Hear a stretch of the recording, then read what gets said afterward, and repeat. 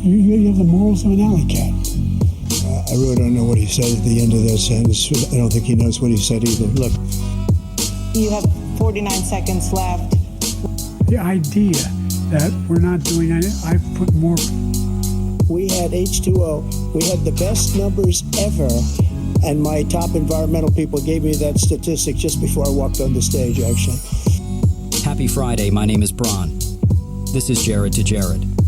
On this week's episode, the Jareds will discuss the first presidential debate, Joe Biden's dementia, Donald Trump's third-grade comprehension level, shocking responses from the media, alley cat morality, and much, much more.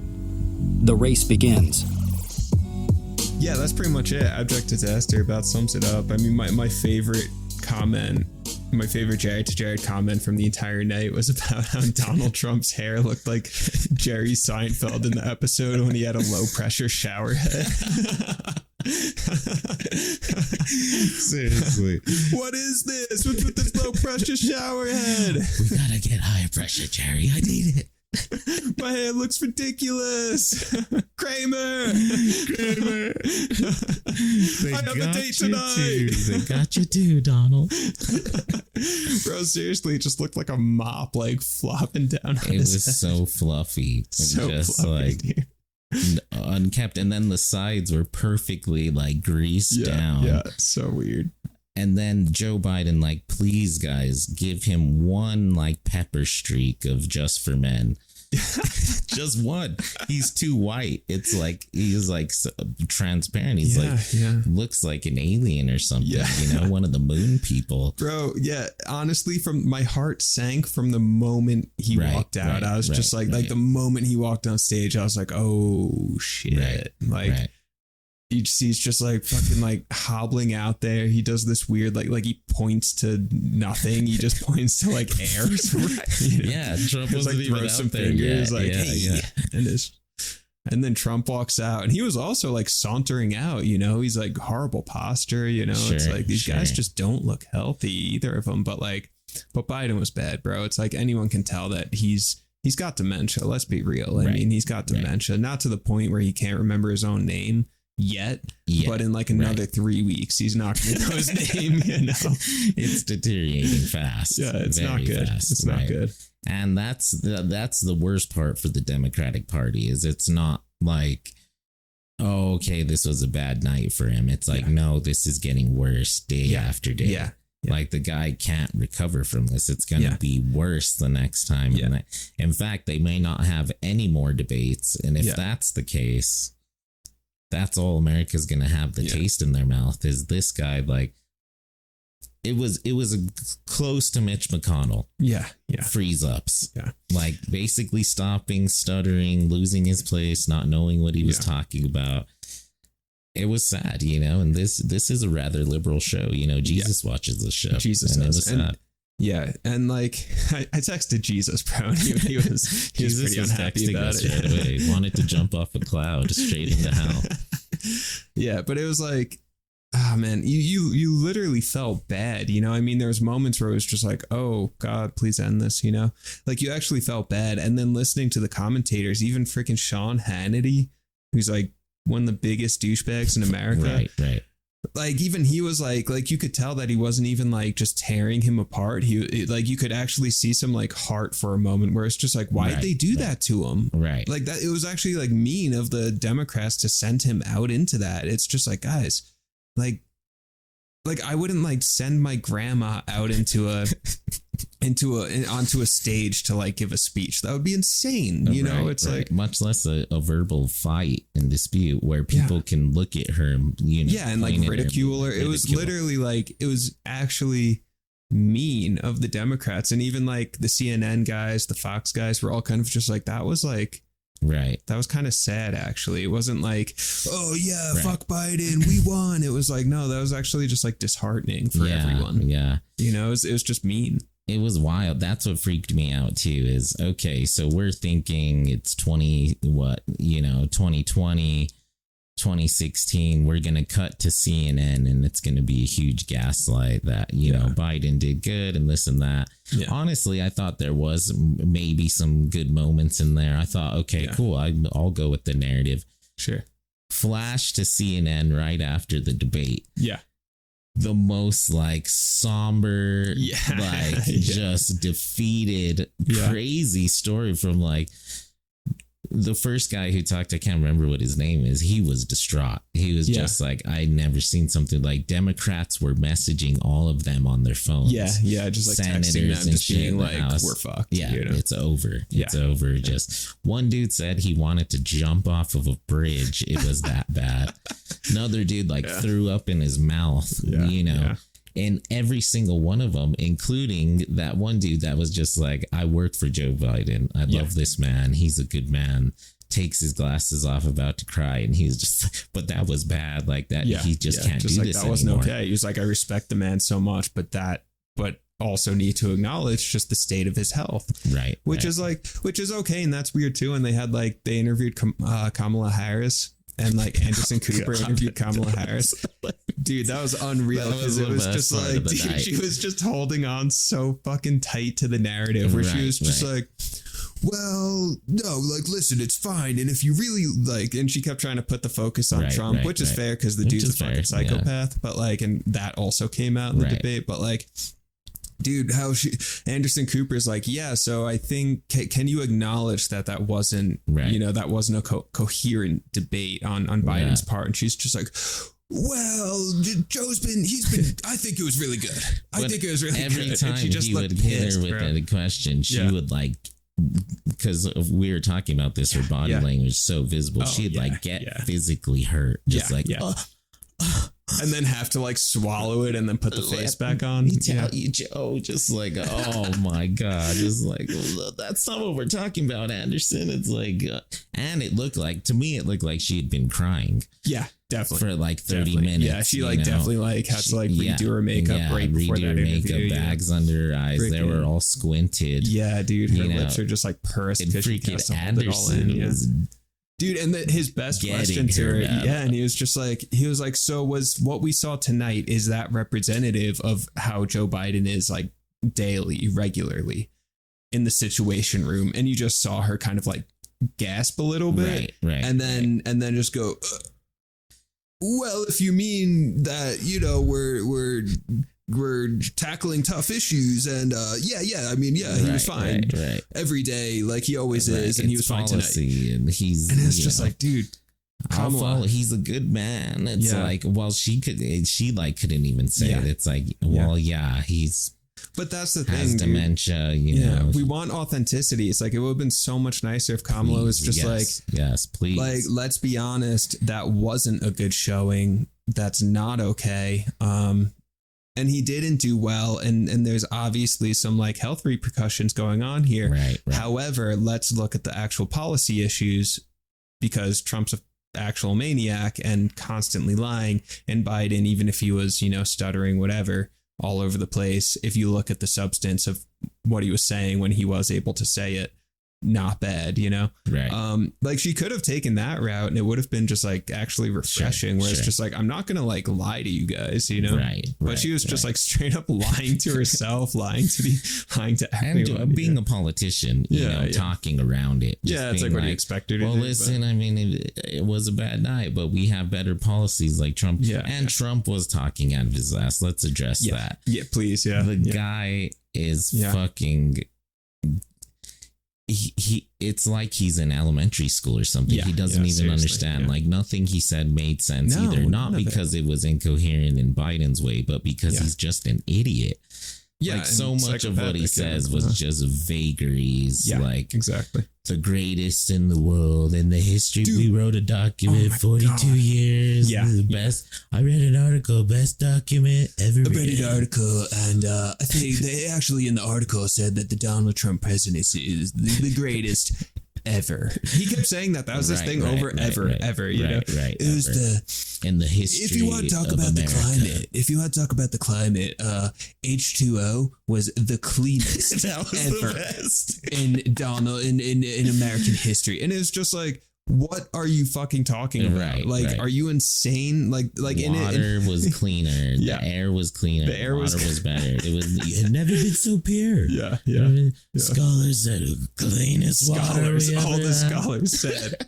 Yeah, you're a scholar, bro. You were saying. I Right. remember during the Trump presidency. I forgot you kept about saying that. I it. wrote about that. This is you the did. cleanest water I've ever drunk in my life. Yeah. Water has never tasted so clean before. Now that Trump's president, like, It's what like, the God, hell, you know, man? I feel like I could breathe. I want to write about this. According to scholars, water is just so clean. Which is funny because they literally tell you in school, you can't say that. You can't say scholars say. You have to say who said it. But yeah, it's Like, literally or insane. else it's just a bogus claim. Or the history, the history of America. The Biden presidency has been the worst ever. The worst ever. And it's like, And then they start Sounds like fighting a about 16-year-old girl, fucking bro. golf. They start That was weird. fighting about Yeah. golf. The most bizarre. Yeah. This guy got it about 50 yards. And Joe's freaking, do you carry your own bag? carry your own bag, You got a Donald. +8 handicap. It's like, bro. CNN's like, dude, guys, just boys. stop. It's like, This wow, is where terrible. are your guardians? Yeah. You know? Yeah, seriously. Dude, yeah, and Trump's closing statement. The document, it took them 41 years, and I finally got the document signed, and it took 41 years. What document are you talking about, bro? Like, well, apparently it's the greatest document. well, ever that's made. true. It was the greatest document in American history was signed after 41 years. We don't know what document it is. Greatest document, American history. Man, that clean air, clean water stuff is good. And the fear mongering shit too. It's like, I can't fear-mongering. get over that. Where it's like, if you accept Donald Trump at his word, it's like, it's literally Mad Max. Right. Like, okay, I during the holidays With last year, his pleather tie, yeah, this shiny plastic red tie. so weird. During the holidays last Christmas, I was talking to my aunt and, Long Island Trump people, so their perspective of the world is like, if you live near the border, it's like Mad Max, and I remember I was like, yeah, I'm in New Mexico, whatever. And she was just like, that's a border state, right? And I was like, yeah. And she's like, are you okay? Like, what's it like over there? And I was like, what do you like? I don't know, bro. It's totally fine. Like, I haven't. Right.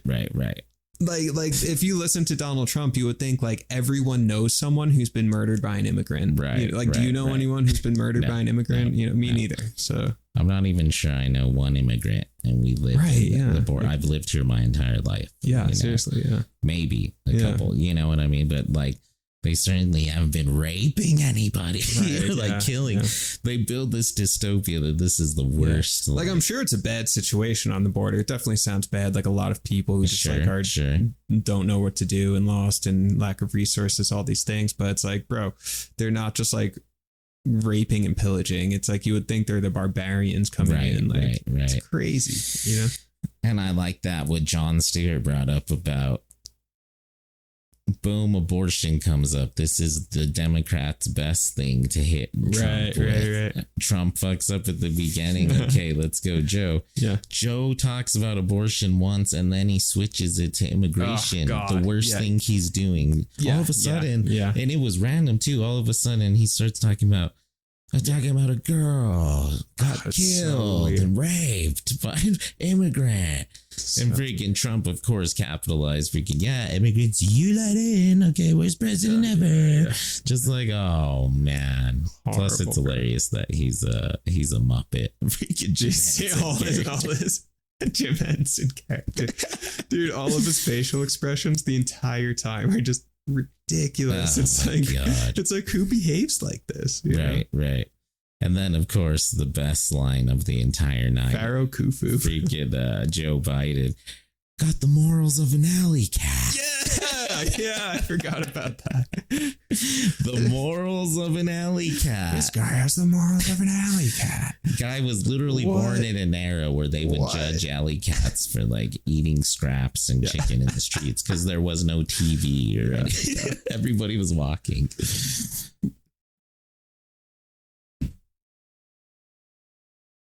Morals of an alley cat. Yeah, no, that hit. Honestly, when he said that, I was like, I was like, he does have the morals of an alley cat. Right. Like, he's right. He's right. We can't have this guy in the office. He has the morals of an alley cat. Like what we were saying too, just like I've never had that thought in my entire life. Just like, man, this guy's got the morals of an alley cat. Right. Can you believe this guy? Like, morals of an alley cat over here. Yeah, it was like that one dude we knew in college. Like, you know, morals of an alley cat. Dude's crazy. Man, guy's got alley cat morality, man. Why'd you break up with that guy? Morals of an alley cat. He was unsafe. He had the morals of an alley cat. What happened to that girl you're talking to? It turned out to be a cat in more ways than one. She had the morals of an alley cat, bro. She was all over the place. She was all over, bro. She's all over. So weird. Hey man, gore capitalism though. We've talked about this on the show in horror movies, you know, gore capitalism, profiting off the representation of mostly female minority bodies being like shredded up, right, in horror movies. Dude, honestly, there's some gore capitalism going on too, because like they kept coming back to this image of just like murdered and raped women, you know, even babies, you know, Trump claimed, and this is very, very, very untrue, but Trump claims that there's post-birth abortions, in other words, murdering infants. Tried to build like one's fucking murdering infants. You know, tried to build this like King Herod, you know, sort of viewpoint of Biden that they're like murdering already born babies. Yeah, it's just like, what? Like, who's doing that? You know, I can't believe they're doing that, bro. It's so crazy. They shouldn't be doing that. I know. Why are they doing that? It's so crazy. We need Donald Trump in the presidency. We need Donald Trump be saving kids. Yeah, he'll save the kids. I hear they're opening up a school just to kill them later. Right. Yeah, I heard that too. Just when the mother decides. Yeah. She's just like, you know what? This 1-year-old, I'm just like, having a baby is harder than I realized it would be. I think we should kill it. Like, I think I will say this. Trump is different now. Like, you could tell he has trauma, like post-traumatic stress disorder. Like from the trial, he's insecure. It's just from everything the past 48 years. Well, he's got a fragile ego for sure. Yeah, he's 80 years old too, and like he wouldn't make eye contact with Joe. Like, like there was something inside of him. He couldn't look at him. You know. Yeah. And like he was just like had this really funny Muppet look on his face the whole time, and he threw some jabs out there, but as I was saying, he wasn't like Biden or Trump of 16 or of 18 and 20, right? Yeah. He was 16 and 20. Sorry, he was. He threw out some jabs there. Like there was one part where Joe, you can like just all of a sudden stop hear what he's talking about. He's whispering, and that's what we're gonna do. I support her. Yeah. And Trump's like, I don't know what he said at the end there. I don't think he knew what he said. No, that was pretty funny, actually. The hurtness on Joe's face. He just like, because he knew it was true. You know? Poor old man. So God, I just wanted to carry him back to bed and like, you know, get him some Metamucil and some Ovaltine. Yeah. You know, honestly, it wasn't okay. It's going to be okay. But I will say that Trump is different. I mean, what he was saying again, dude's lie. He doesn't know what he's talking about. He's crazy. We're getting the Ministry of Magic back, essentially. Jared Kushner and Jr., Don Jr., and everybody. Jesus. The Ministry of Magic. And it sucks because it's one or the other. And of course, I think it's going to be him because let's face it, man, as we're saying, geez, Joe is... He's done. I think if the Democrats don't make a change, it's conceded. Yeah. It's going to be a landslide. Yeah, I mean, Joe's going to die next week anyway. Doesn't really matter. I just got a notification, actually. Democrats are letting you know. The Dementia's gone way too far. Yeah. You know what, though? Okay, here's my optimistic take on it. Okay. All right. Before you fix a problem, you need to acknowledge that the problem's there, right? Right. You know, and personal issues, life issues, you know, a lot of us like live in denial about X, Y, and Z. And then until the problem gets like, it festers enough and like rots enough, that's like, oh shit, I can't not acknowledge this issue anymore, whatever it is, right? Right. Yes. It's kind of like dishes in the sink, right? Where it's like they've been piling up, and then you're just like, oh, I'll do it later. And then at some point, if you're that bad about it, there's literally like mold on the dishes, and then it like, you got a science experiment. You can't ignore it anymore. And then it's like, oh, God, okay, fine. Let me clean this mess, right? And I feel like maybe that's where we are in our politics, because actually watching like CNN, even Sean Hannity, I saw these like glimpses of their actual humanity, you know, because it's like so many of these like talking heads, politicians, it's like there's so much makeup, you know, they're wearing a mask, right? I mean, it's so clear that it's a performance. It's so clear that like they don't give a shit, that their heart's not in it. They're just playing some kind of political game. Kamala Harris, right? Just like going with the narrative no matter what. But there were glimpses of humanity where it's like Kamala Harris, even like you can see it on her face, even as she's saying, oh, things are fine. You could see it on her face that clearly she doesn't think things are okay. And that those moments of humanity were like tearing at the seams, kind of, right?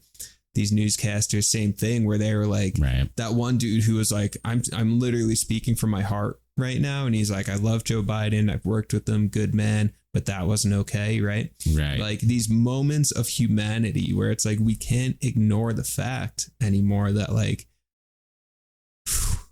America's on the decline. And it doesn't mean it has to continue being on the decline. But I felt like it seemed to me that people were actually acknowledging, perhaps for the first time, you know, we're dropping the America's the greatest country in the world, always and forever. It's like, oh no, it's pretty bad right now. Right. And I just saw, it seemed like people were like willing to acknowledge that for perhaps the first time. And that's, you know, like, you know, they say in like AA, for example, right? It's like people have to like hit rock bottom before they start like building themselves back up. Like, hey, maybe that's American politics, where it's like we kind of had to hit rock bottom. And that felt like a rock bottom moment where it was like, there's literally a 82-year-old with obvious dementia on the stage debating a convicted felon. This is not okay. You know, and maybe this is the turning point. And I kind of think it is. Maybe this is the point where it's like these old dudes just collapse and then they're gone. You know, it's like we slough off the skin, you know, climb out of the old shell and way of doing things and invite something new in, and something more positive and more real, you know? I like that. Right. Like that. So that's my optimistic take, that maybe this isn't a sign that we're on the deep decline now, but a sign that we're going to start making actual change, because we all need it, you know? This is bottom here. Yeah. This is bottom. Yeah. I like that. I mean, it is also grim because we're at rock bottom. Well, yeah, rock bottom's not a fun place and to be. I completely agree with you. Like this is bad. Like, as long as of course, you know, there's been darker times in our country's history, slavery, whatever. Yeah. But in terms of like, you know, we were still a young nation, you know, we grew, it came to civil rights, blah, blah, blah, you know. And then it seems we peaked for a time there, you know, just like all civilizations. Yeah. And then once, you know, Clinton started going to freaking Epstein Island. Oh, God. Yeah. And then 9/11 happened and we had, you know, freaking two brain cell cowboy running the country for 8 years. And then, you know, now, like, from my own perspective, this is the worst presidency debate in my lifetime. Oh, sure. That I've ever seen. Yeah. If anybody out there who had watched it, Biden was like so just raspy and low and monotone and really wasn't saying anything. He kept stuttering and losing his place. Yeah. Like a lot of people are saying, well, his actual policies you're talking about was good. He wasn't talking about policies. He didn't even know what he was talking about. Not that he didn't know. He just kept forgetting. Poor old guy, you know, grandpa. Yeah. And then it's like, okay, well, that's fine as long as we have the great Donnie's gonna save us. This dude's crazy. He's got the freaking totally fluffy, freaking low shower head and hair. You know, he's looking around like a Muppet. He's talking about, I didn't have sex with a porn star. Right. Yes, you did, dude. Yeah, what are you clearly. talking about? Your wife's not here. She hates you. You're the worst, dude. Yeah. And it's like, if you didn't have sex with that porn star, why did you pay her off? What'd you pay her off for? Just because you wanted to like give her a donation? You know, it's like, or what the hell? Yeah. Yeah. Just because she's like a cool lady and you want to like give her some money. Guy. You know? Yeah. Such a good guy. And then, okay, let's address that. Trump's comments on, I wouldn't be here, you know, if you weren't such a worst president in history, I'd be in Mar-a-Lago, one of my properties, freaking playing golf. Oh yeah, you know? Right. Yeah. Okay, that's the question. Yeah. What's his motivation? What's Donald Trump's motivation for running for president at this point? Right. Which is actually a good question. What do you think? I mean, I think the easy answer is just ego and him being hurt, his ego hurt that he had lost, you know, and wanting to come back and prove everybody wrong because he's Trump and he wrote The Art of the Deal and he knows it all, you know. Yeah.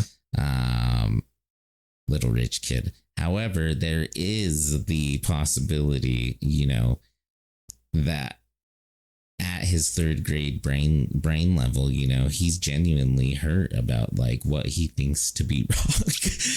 Maybe he's at his parties just like really there debating and thinking about the border crisis or something like that. Yeah. Again, that's pretty far-fetched too, you know.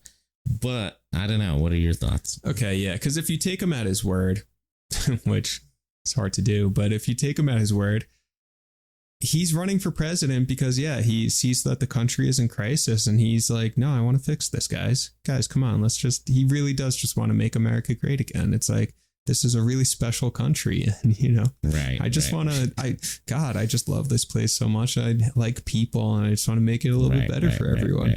Which, all right, come on. All right, fuck off. That's definitely not true, right?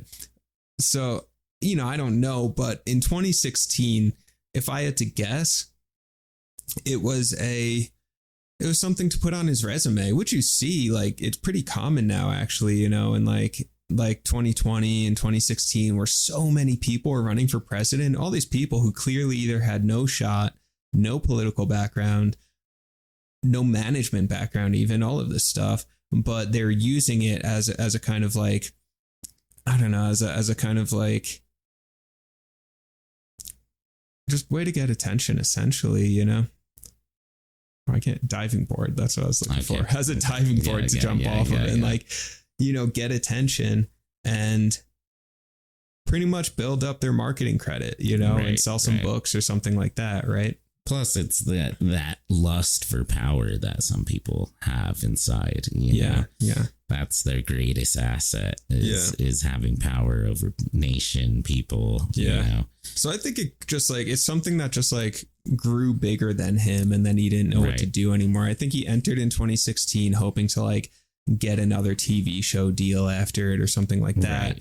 But it just like grew bigger than him and then he didn't know what to do and then was just like you know, and he's not the kind of person who's capable of being like, oops, I'm actually just gonna step away from this because you know, not what I just wanted a TV show, you know. It's like he's gonna lean into it, his ego's gonna get all wrapped up into it and it's gonna be nuts, you know. And then I think maybe there's like a fear thing because like this is a much different situation, but if you look at like Putin's living in, or any dictator lives in a house of cards, right? Where it's like so many people want their head that the moment there's a crack in their power, they literally are going to get executed, right? Like if Putin loses if he misses a step, he's getting his head cut off, right? Like a lot of people want him dead, right? A lot of people want to assassinate that guy. And the only thing keeping him alive is his armor, you know, is the amount of power that he has, the amount of fear that people are living in. But he's a scared man, right? Putin's a terrified man. Kim Jong-un, terrified people. So not in the same way or same degree, but maybe Trump is just like scared at this point or sees it as a way out. If I become president, then I actually can exonerate myself. I'm not really sure, you know? Well, I think that did fuel him. It inspired it, the fear inside. Just like you're saying, I like that point. Yeah. Because he's brought it up a bunch of times. Oh, well, I'm just gonna have to be president again. I'm gonna, pardon himself or whatever, and everybody who helped him and everything. Because shit, man, maybe he wouldn't even have won the Republican seat again. Yeah, if it wasn't for the Democrats, Biden stuff going after him legally so much. Like they were at his house in Mar-a-Lago, the FBI and shit. That probably scared the shit out of Trump. Yeah. And inspired him more to and it scared his followers too. Yeah. So that inspired them more to do this, blah, blah, blah. It was like this sort of House of Cards thing in a way where the whole thing actually did the reverse, Yeah. And that's sort of what happened to him in your argument in 2016. Just oh shit, like everything we do is actually accidentally increasing this guy's chance to become the president, Yeah. Maybe we should just stop. And that's one thing I do agree with the orange bastard on. He's right. If he didn't run for president again, he wouldn't have gotten indicted. He wouldn't have gotten sued. None of his properties would be getting taken away. Yeah. There's I don't know how many, but I'm sure countless rich people that have paid off porn stars so they don't get in trouble from their wives. Freaking done some shady deals behind the scenes with property, especially in New York, It's a devil's advocate over there. Yeah.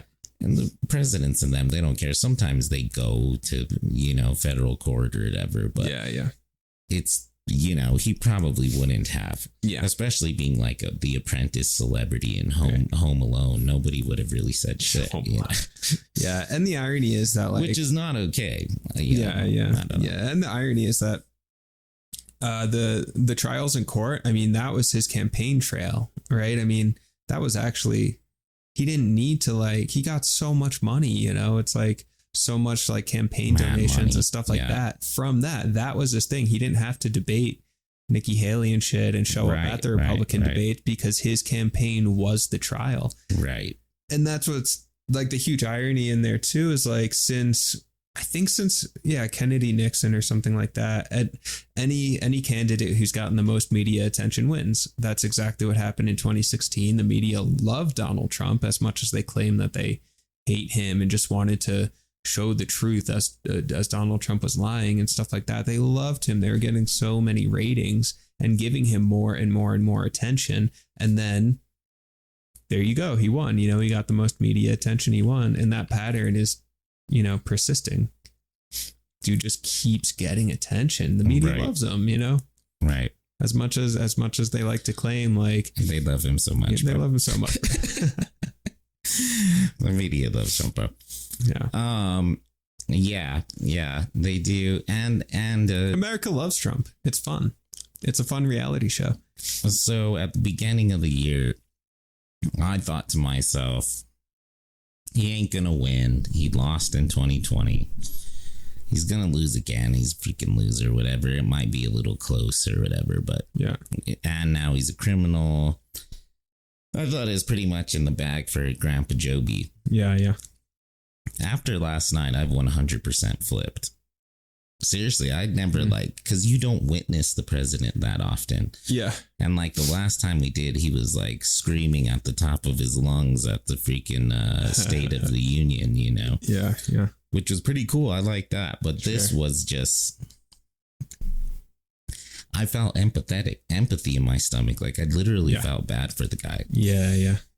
Genuine. It was painful. One of the CNN reporters said that it was painful to watch. He had to turn away from the screen a couple times. Yeah. Which I kind of felt that. It was I felt that too. It was discomfort, Yeah, it was like watching torture. Right. It's not fun to watch.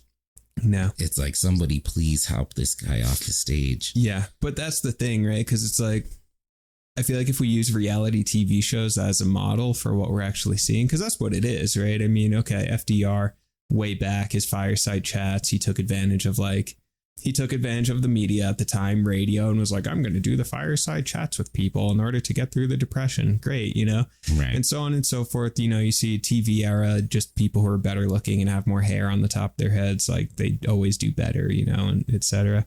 And like today's era is like social media and reality TV. And it's like, that's exactly what the show is. It's Donald Trump, just the Donald Trump show, everyone. So he did get his reality show after 2016. It just happened to be the presidency, you know? Right. But I think the nature of those shows is like, they're supposed to be shocking, right? It's like you watch The Bachelor or something, and it's always supposed to be like people being petty, people fighting, the Kardashians, whatever. It's just petty fighting bullshit. But there's never a moment of like actual empathy where someone like actually, where it gets really real, not just reality TV, but becomes like real, where it's like, oh, I feel bad for that person. You know, you watch like The Bachelor or something, and it's like, oh man, that person's such trash. They had it coming. Ha ha ha, you know? But then you watch this portion of our political reality show, and it was like, oh, like even the Fox guys, again, it wasn't even fun for them to like bash Biden. It was just kind of like, oh, it got real, you know, It got real for a minute, like actually real, humanistically real. Yeah. I wanted to comment on that too. I'd never seen a post presidential debate, you know, commentary like that. Yeah.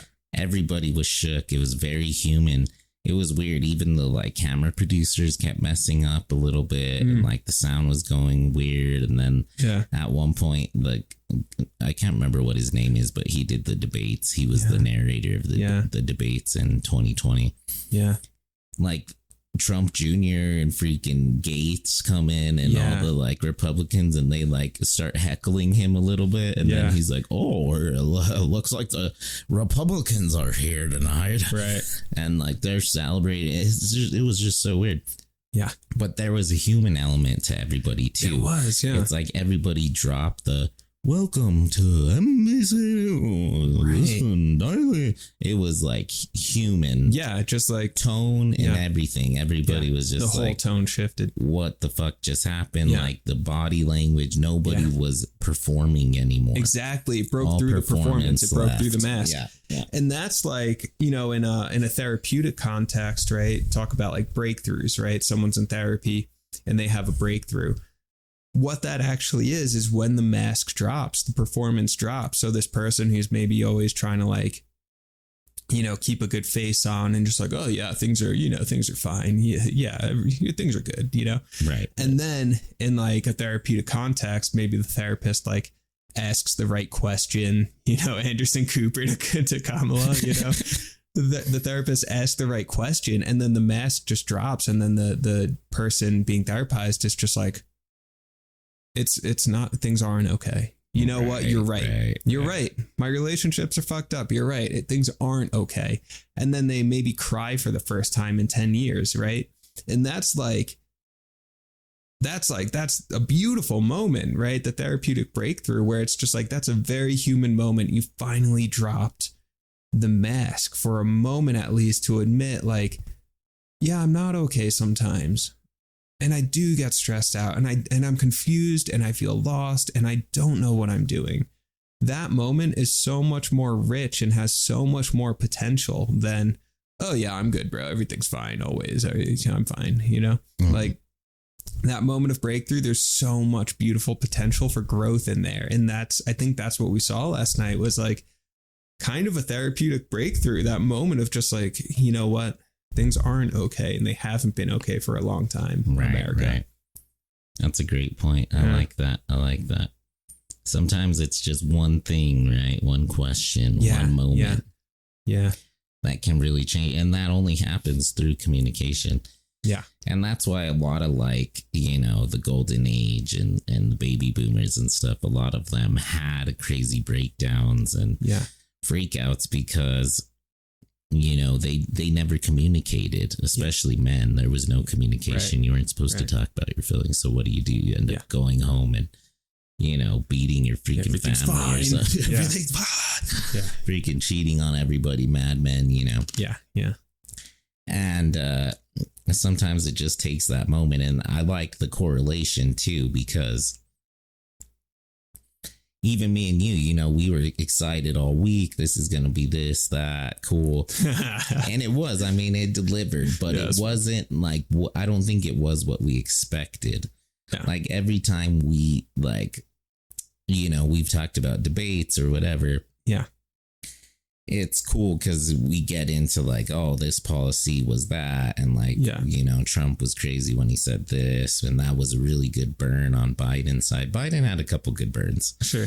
Not going to lie. Got to give old Grandpa Joe some creds there. Yeah, he called Trump an alley cat. That was awesome. Such a burn, bro. That was the best. Such a burn. But when we, that's not what it was. Like it was shocking. It was like a therapist moment. It was like when we were watching it was like looked at each other, totally. Like, dude, what is happening? Dolly watched it with us too. She was shocked, The morals of an alley cat. Which is good that Gen Alpha's watching this now, because then hopefully they don't go to the other extreme and it's like the first teen president. God. I mean, this is still America, so chances are it's going to be like, right. I don't know. Right. What's the limit? 35? 35. Yeah. There's going to be a movement to like drop the age limit. Like Dolly's going to run for president at age 15. Right, 17. Yeah. Maybe she'd do a better job. Jeez. Probably, yeah. And then, Trump, they said, I have the greatest history with veterans in the history of America. Yeah. They love me. They hate him. They hate him. Freaking just, wow. It's so weird too. Fucking black people love me. They love me. Right. Black jobs. Nobody's done more for Black America than him. Yeah. In the history of America. Yeah. Wow. It's impressive. He's an impressive guy. I mean, it is pretty impressive. It's pretty cool. It's pretty just cool. Just to hear him say it out loud, though, that's the therapy moment when you realize seriously. Trump has the biggest heart in America. I have the biggest heart in all of America. The idea that you have a heart. Yeah. Oh, man. That was a good one, Jeff. That was a good one. And then Biden said the idea. He said the phrase, the idea. Yeah. The idea. Every single time he started talking, it was ridiculous. It was, oh man, just the whole rhetoric of it all, the tone of it all, the body language, everything about it was wrong. And they didn't bring up aliens. They didn't talk about AI. Right. All the shit that matters. Yeah. They didn't talk about the freaking traffic lights not working in Santa Fe my entire they life. Should have talked about nothing. Yeah, they don't address issues that are going to be, contemporary in the future. They did address water. They addressed water. They addressed water and how clean it was clean Trump, and now it's not clean. Can you believe saying that? Yeah. The environment had never been cleaner. Yeah. 4 years ago. Than when Trump was president. Yeah. The water never clear. Yeah. He was right. Yeah. Dude, you know what it was like though? Like, okay, beyond Thunderdome, the moment when fucking Mad Max, he's fighting Blaster, right? This dude with this like totally jacked, he's wearing his weird like leather BDSM shit, leather straps, and then he's got like this like metal bucket on his head, right? He's got his metal bucket. Finally, Mel Gibson, Mad Max, he starts blowing the whistle, right? Because this guy, he just like a dog whistle, he can't take it, right? So he starts freaking out. Mad Max finally gets the upper hand, fucking smacks him in the head with a hammer like 5 times, and then knocks his helmet off. Right. And then what happens in that moment? They realize that the guy, I don't know how to say it. Giant Asperger's, guy's got, this dude is like missing a few chromosomes. Like that's what happens, right? And then the guy's just like lying there. Accessibility issues, The guy's lying there, like with his helmet knocked off, but his face is like, dude, you know who America was? is not Basher, but who is the guy up on top of him? The brain. Oh, Master Blaster. Yeah, Blaster's America was the muscle, Master. yeah. Just like, stop! Can't you see? He has problems. He's a child. Can't you see? He has the mind of a child. Stop. He's 92 years old. And then Mad Max is just like, it gets real. That's the breakthrough moment, because then Mad Max is like, I can't do it. Yeah, I'm in the Thunderdome, and it's like Seriously, two men enter, one man leaves. Two men enter, one man leaves. Yeah. And then Mad Max is like, I can't. Right. I can't. He has the mind of a child. I'm not gonna destroy it. Like, no, guys, no. Yeah. Right. That was fucking last night. That was last night. Master Blaster. Master Blaster. And then Trump actually shoots him with the arrow, Dude. Oh, yeah. But that was the thing. Okay, did Trump carry him?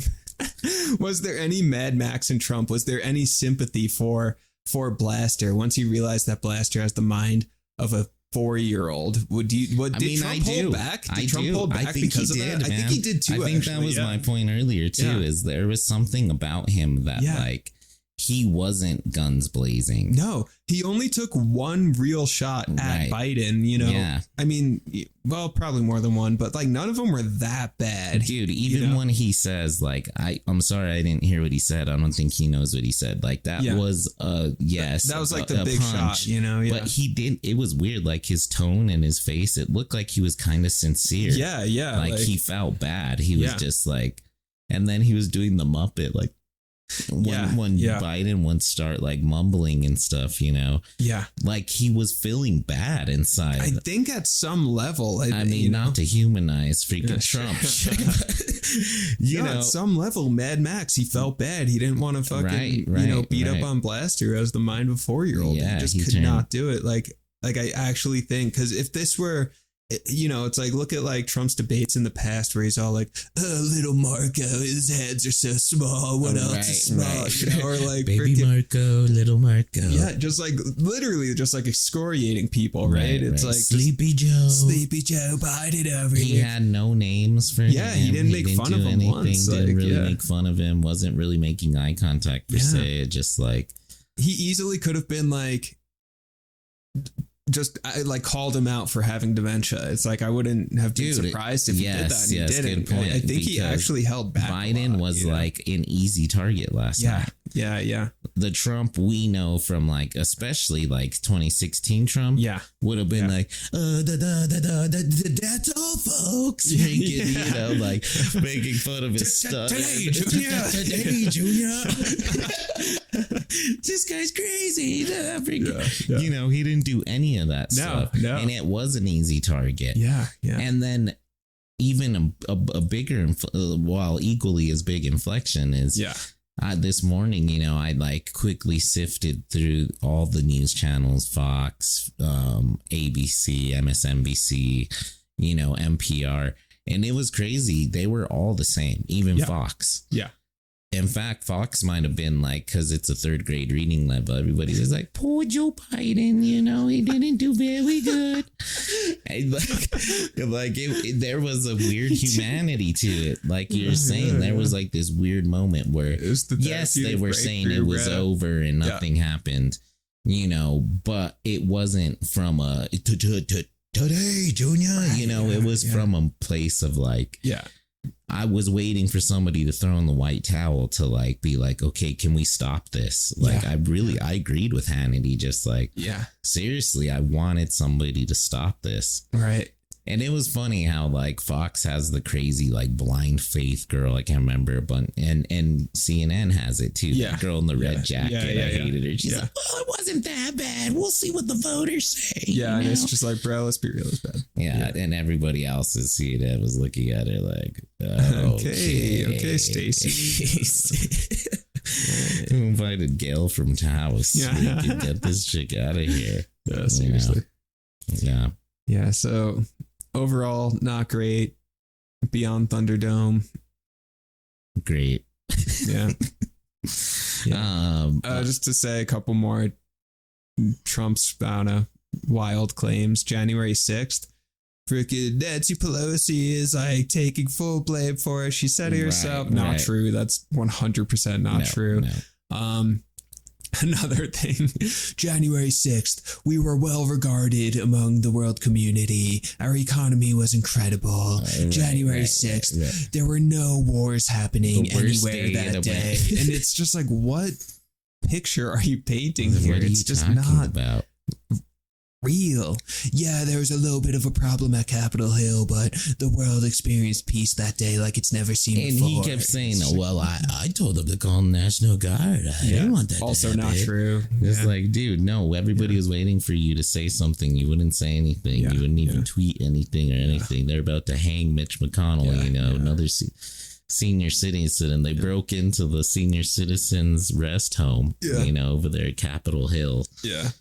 What is happening? Hey, one more point about Trump too. If you just look at it from a personal, relational, humanistic kind of viewpoint, if you knew someone who has a big debate, right? Okay, Dalton, she has her dance show today, right? It's a big day for her. It's really cool, right? And it's like, you're going to show up. Her mom's going to show up. I'm going to go check it out. It's like, we want to go support this little girl, right? If you have someone who like has a big day, has a big show, and their wife doesn't show up, their vice president doesn't show up, right? Not any of their friends show up because none of their campaign people show up. They're all in fucking jail. The only person showing up is Matt Gaetz. You got a problem. Yeah, it's like, dude, I will say afterwards, it's like Biden, his wife comes out, there are these CNN anchors who are just like, we care about him as a human being, but that wasn't okay. But like, as a human being, we support him, whatever. It's like Donald Trump. It's like, dude didn't have anyone, which is kind of sad too. Throw that dude some empathy. Jared, if you had like, I don't know, if you're putting on this like big academic talk or something, and then it's like your parents didn't show up. Freaking Dion didn't show up. Dalton didn't even go. I didn't show up. Like, I'd text you after and be like, you're probably being a fucking asshole because no one in your life is showing up for you. Right. Or like, sorry, dude, like we wouldn't be friends. Yeah. There'd either have to be a real conversation of like, you're being a fucking asshole and that's why no one's showing up for you and you need to make some changes or else we can't be friends. Right. Like, so it's like the fact that literally not a single person showed up for this man. Like, how are his personal relationships? Apparently not good. And there was his kids didn't even fucking show up. There was even like a little Joe Biden party afterwards. Yeah, sure. It was like, yes. I want to go home with every one of you. Yeah. No. Yeah. He just wanted to go home. That was the end of the line. Yeah. Really sad. Yeah. If I was Trump, I'd be devastated. Just like, man, I'm here, like, running for president. Freaking nobody cares. Where's Don Jr.? Freaking, dude. Maybe there's a wisdom to like, how like every single president has been since the like mass media era at least, but like every single president has been married. Every single president has had kids. Every single president is like part of a church group or something. Maybe there's like, I always kind of like viewed that as like stupid and conservative, but like maybe there's actually a wisdom to it where it's like, if you want to know like the sanity and health of an individual, it's like, how are their relationships? How are the people around them? It's like freaking, okay, if this dude has this supportive wife, has a supportive family, has like a church group where all his homies show up for him, it's like that person's probably more worth voting for than this dude who like has no one in his life because he's pushed everyone away because he's a psychopath. It's like, maybe there's a wisdom to that. I think so. And just on the macro of what you're saying too is, even afterwards, like him and Jill go up and they talk to the moderators and shake their hands and like, walks off. And then there's a video of him at the Waffle House, just like, was there actually? Yeah. They just went to Waffle House. They went to Waffle House. Yeah. And he's like saying how good it went and like, love Waffle House. Trump didn't have any of that. He put his head down and like slowly walked away off the stage and was just like, shoot, do I have to leave now or what? Like, how is that guy not like he just a like raging went alcoholic? Home. Dude, just, exactly. He He just like went home, ate some McDonald's, had some drinks, texted Stormy Daniels a few times, and then just like went to bed. I was just like, sorry, Stormy, that my lips are sealed. I didn't tell anybody. Hey, I know we've never had sex. I hope that money's still working out. Like, if you need any more, just let me know. I just care about you. It's cool. And he is a felon now, and he's 36 counts against him. He could go to jail. Yeah. Like, I'm pretty. And think about it just as a human being. Yeah.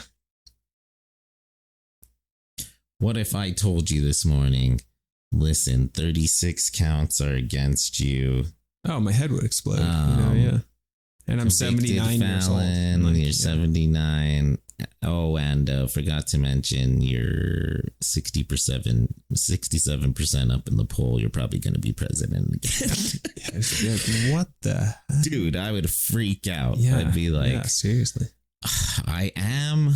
Oh, man, why did I do this? Yeah. Like, it's happening again, I don't want to be president. I want to go fishing. I want to go watch a movie or like just be an old guy. Yeah. That would be cool if he was just like, you know what? I actually do just want to go spend some time at Mar-a-Lago and like go fishing. Cause like, dude, you know what would be amazing? All right. Jared to Jared. We just figuring out America's problems right now. Always. Yeah. What if Trump told Joe, listen, Joby, I'll drop out if you drop out. Like, this isn't good for our country. So cool. Like, I honestly don't want to be president. Like, I was thinking about it. I was already. That's cool. My wife left me. Yeah. Like, my kids hate me. I'm overweight and my hair looks like shit. Yeah. I need to get a new water pressure in my bathroom. The shower head's terrible. Yeah. But I don't want to see the country in your hands necessarily. Sorry, dude. Yeah. But, and then Joe's like, oh, well, I was thinking the same thing. Yeah. And I did Medicare. But I think we should drop out. Yeah. Drop out now. So nice. Yeah. And then we'll get Nikki Haley in there, Michelle Lujan Grisham. Hell yeah. To go at it, and we'll have a legit, beautiful new election. We'll have a woman president for once. How great does that sound, nice, America? Sounds good. It sounds good. I'm down. If not, we're all moving to Mexico. Jared to Jared might move to Mexico. Yeah, we might. We're going to start a Eagles cover band, or we're going to drink margaritas all day. We're going to start living easy. It's going to call Desperado. Is going to be our Mexican so sick. Eagles Jared to Jared Desperado. Desperado. Yeah, no, I think that's a good plan. And like, yeah, I don't know, that'd be a good plan. Yeah. But what you said too, that whole like, agreeing like, okay, this isn't good for the nation. I actually wish we gotta like call in John McHugh right now, because I feel like he's told me about like something with Nixon and like a few other presidents actually, where like something, negative was happening, and then they actually chose not to run again, or chose not to like appeal whatever situation it was, because they were like, I could, but I acknowledge that it wouldn't actually be good for the nation, so I'm not going to. Right. I forget like the exact specifics. We'll get John McHugh on the show. We'll get John on. Yeah. But that was like, that's happened before actually, and it's like, that just doesn't exist anymore, where it's like, well, I need to put the nation before my own needs. So that sentimentality just doesn't exist anymore. Do you think it'll ever come back? Yeah, sure. Why not? Like I said, I mean, this could be the therapeutic breakthrough of, things are kind of fucked up. Maybe we need to make some changes. And maybe this is a spot where we start. But I think that one reason why that moment is so moving is because disaster is imminent. Yeah. And this was the first taste of rock bottom. Yeah. It was saying, hi, welcome to rock bottom. Come in. The stairs are in the back. Exactly. It's going to take 4 years to walk there. You better start now. Yeah. So even look at like climate change, right? Where it's like scientists have been talking about coming climate change since the 1950s, right? Right. Like actually since the 1950s. And up until pretty recently, the rhetoric around it has been, oh no, the polar bears are losing their ice caps. And then you see like a picture of like a skinny polar bear, and it's like, wow, that's so sad. But like, I don't fucking know any polar bears personally. It's, you know, whatever. Right. Whereas now it's becoming personal because it's, oh shit, dude, there's fires, like mega forest fires destroying the American West, right? It's like, I know multiple people who have had to flee their houses and lost a lot of shit because of forest fires, right? It's like, that's a thing. So now it's like personal, you know, or you get these like crazy hurricanes and floods, you know, on Long Island too. I know people who like lost a ton of shit during like Hurricane Sandy, all this stuff. So it's like, it's getting to the point where climate change is like I feel like I haven't heard anything about climate change deniers in a long time. I feel like that's actually starting to go away because now it's like, bro, literally just look out your window. Right. You know, so it's like, how can you can't deny the fact that hundreds of thousands of acres of forest just are fucking gone. And that's not normal. You know, it's like, you can't ignore that sort of thing. Right. You know, so it's like, I don't know, is climate change denial, is that like still a thing? Yeah, I think so. Yeah. Okay. I think, honestly, I think that climate change, like pro climate change, has gone down. The rhetoric around it seems like it was more prevalent during Al Gore's debates and you know, Obama leading up to all this. Like nowadays it just doesn't seem like it is the hottest topic that's out there, you know. And it's sort of along this thing with the polar bears of just like, you know, it's too bad you hate polar bears, but you know, it's fine. But you know, but them casting it that in the 90s, this and that. Well, what was the result of that is I think not too many people caring. And I think a lot of people too, like, and I believe in it. Certainly, like you're saying, we got fire, tornadoes, freaking so many earthquakes, blah, blah, you know. But a lot of the rhetoric, especially 10, 15 years ago, was, you know, we're going to be boiling alive by 2024. And California is going to be underwater, and so is New York. Well, that hasn't happened, you know. And I think a lot of people are realizing that, and this isn't okay, obviously, but they're realizing that anything extremely drastic won't happen until I'm dead. Not in my lifetime, certainly. Maybe. I've heard the year 2050 is supposed to be like a big thing. But we'll see. But that's what I'm saying, though, is that like in 1999, we heard 2024 was going to be the end of the world, Mad Max. You know, we'd all be running around with chain freaking belts on and leather straps. I wish we were. Raging Goldie 130 miles an hour through the desert, you know. Chasing a big steam engine. But it's not. And then also, like, I also find there to be optimism as well. You know, a lot of people are saying electric cars after COVID. The air quality did go up because industry and factories shut down for a long time. Like dolphins returned to France and all kinds of weird stuff. That was brief. Venice. That was like 15 it was brief. seconds. It was, But it's moments like these that lead the populace to not be so freaked out about it. Maybe. And to use that metaphor again of therapeutic breakthrough, it's like, okay, the person has that breakthrough of like, you know, in therapy, they cry a little bit. Oh God, I ruined my relationship, whatever. And then what happens after that is like, it's not like an immediate change, right? I mean, pretty often after that kind of breakthrough, people still slip back into their typical habits, but with a bit more awareness, right? It's like with like a little more understanding, a little more space around it. You know, it's pretty rare that someone has like a big singularly life-changing moment, you know, that's like, I had this breakthrough and then now I'm good from here on out, right? It's usually in the form of like a little bit at a time. You get like a little bit better at a time. And maybe that's the thing with like the climate stuff, you know, where it's like, yeah, we saw the dolphins return to Venice, right? And it's like, all right, cool. We had that moment. We had that little breakthrough. And then we slipped back into, you know, fucking burning oil and stuff, whatever. Right. But we know that, but now we've seen it. We've seen that potential is there. And who knows, maybe that will inspire people, right? It's like, man, wow, wait, I saw it. It was short. It was 15 seconds, but I saw the day the dolphins returned. You know? Right. Well, and then because this is the age of information, you get so much information from so many different sources. Yeah. It's hard to really pinpoint where because hey, Donnie Trump, not all scholars believe on the same exact things. We don't have one scholar conference every single year. You know? Scholars say. So these days you hear podcasts on left, right, mid, not even political podcasts where they have doctors, meteorologists, whatever, scientists that say different things. Yeah.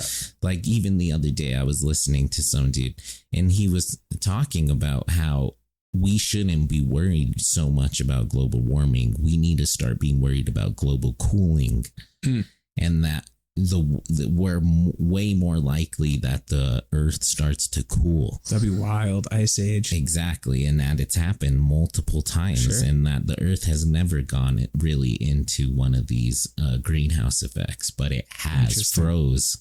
And if it freezes again, which is according to this guy, all the science is telling us it is weird. We're going into another ice age, and our power grid can't take an ice age. We're going back into freaking medieval times if that happens. You know what I mean? So maybe we're just fine.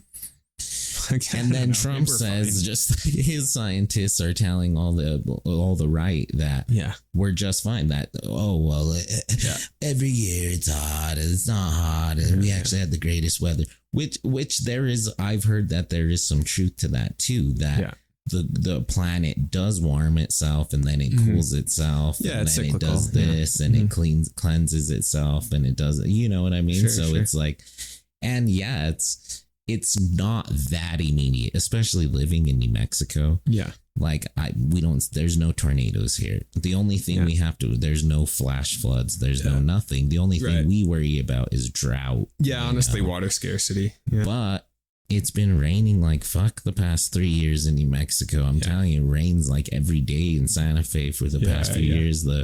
Even the Santa Fe River flows again now. Oh, that's nice. So not to say that we're out of the water crisis or anything or whatever, but I'm just saying I'm not fighting for water right now. I can go get water at in my kitchen right now or anywhere. Yeah. It's not Mad Max out there. People are drinking mother's milk water.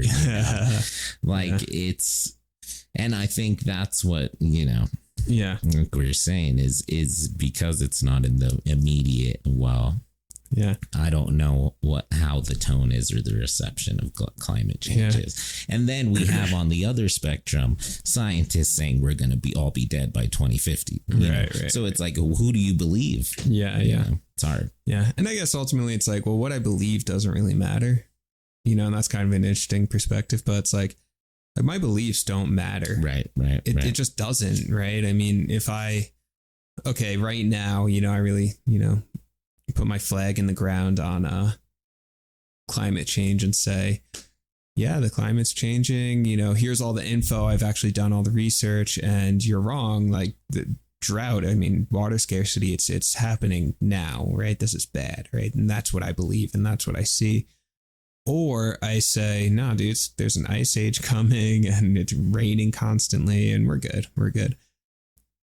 Unless those beliefs are followed up by action, either one of them, it just doesn't matter. It's like my beliefs just, they're vapor. It doesn't matter. Like I'm still my day is gonna pan out the same exact way, regardless of my belief system. Right. Unless it's backed up by actual action, if I were to say and do the research and see, okay, here's all the issues with climate change and here's what I can do today to, make at least a small change. And that would matter. But I'm also not doing that right now. I don't know. I think we all make a conscious effort to that. I mean, I've never seen you litter. Yeah, I'm not like a dick. Yeah, I'm not like, and I am conscious of like, anything. Just not letting the water run forever when I'm brushing my teeth or something. But 5-hour shower, like 3 baths, and be like, I don't think I only took one of them, but I drew 3 baths. Just like I think there is that. I think that, sure, it's scary. We need to pick politicians that are conscious of keeping the environment clean. I didn't like that Trump leaving the Paris Accord and wanting, you know, because fuck big businesses dumping into the oceans and shit like that. I hate that stuff. Crazy. Fucking oil spills and of course, you know, big farming, freaking Monsantos and all that, you know. And we are in like a massive extinction. Like it's real. Right, like we've actually like we have like a fucking third of the forest that we did not that long ago. You know, it's like all of these animal species are actually fucking gone, you know, or there's like 10 of them left. Like that's all really real. And then it's like I could sit here and just be like, well, yeah, but I'm okay, you know? Right. Or my heart fucking breaks about, you know, just man, there's like in the ocean, there's like this fucking pile of shit, just garbage that's larger than the state of Texas. Right. That's a real thing, just fucking floating in the ocean. And it's like, well, who cares? It's just like space that's being taken up by garbage. But then it's like, no, because then it's like fucking microplastics that get in the water. There's animals fucking trying to eat that stuff and their stomachs explode, you know? So it's not good at all, you know? Right. So it's also like real. And I feel like if I actually do start to like think about that stuff too much or do start to read about it and research it, I get depressed. It's actually like, I feel bad then. It's like, oh my God, humans are such parasites, you know? It's like I get into that kind of. And link below to our episode on First Reformed, you know. Oh yeah, right. And if you really like dive into that, the state of the climate, where it's going, what we're doing, what big business is doing. Yeah, there's a business here. It's up to me to save the world, you know? In Santa Fe that I know of, that they literally just pay a rent on a building so they don't have to clean up their nuclear waste inside the building. And holy it's shit. In town. It's on Airport Road. It's insane. And who lives on Airport Road? Well, immigrants, you know, lower privileged people. Well, they're about to all start getting poison in their water, freaking Chernobyl style, you know, because this huge company doesn't want to pay to get it cleaned up. They'd rather pay rent. Yeah, exactly. Forever. Yeah. Than to do that. Right. And it clearly it shouldn't be in there that long. Yeah. So. Wild. Yeah, and in New Mexico, they've done like nuclear testing. I've heard like interviews and, you know, NPR shows about like mostly native people in these communities who like to this day are getting fucking cancer early on and stuff like that, you know, because they were just like around all this like fucking uranium testing and stuff like that. And it's like, Jesus Christ. Los Alamos is still open, you know, never shut down after Oppenheimer started it. Right. Yeah, exactly. They're doing wild stuff out there, you know, freaking DARPA Wi-Fi. You gotta watch the rest of that episode. I need to know. I know. We should. So good. Well, fucking decision 2024 looks like it's gonna be a crazy year. We'll see if the old boys can even make it to the next debate. You know what's gonna happen. Christ, any final thoughts on the night?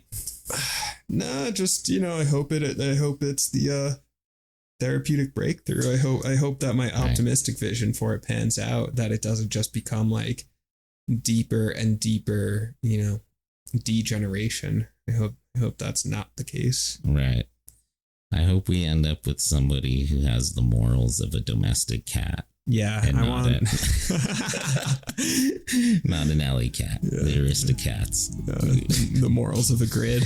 Hey, you macaroni ears. What the morals of an alley cat? What is this malarkey? You know, Hagrid loved that comment the most. Hagrid hates cats. I saw him laughing. Especially alley cats. He's like, come on, guys. This guy, you gotta vote for him. So good. On behalf of the Jareds, thank you for listening. Follow, comment, and tell your friends. The Jareds will be back next time, and always remember, Nero fiddles while Rome burns. See you next time.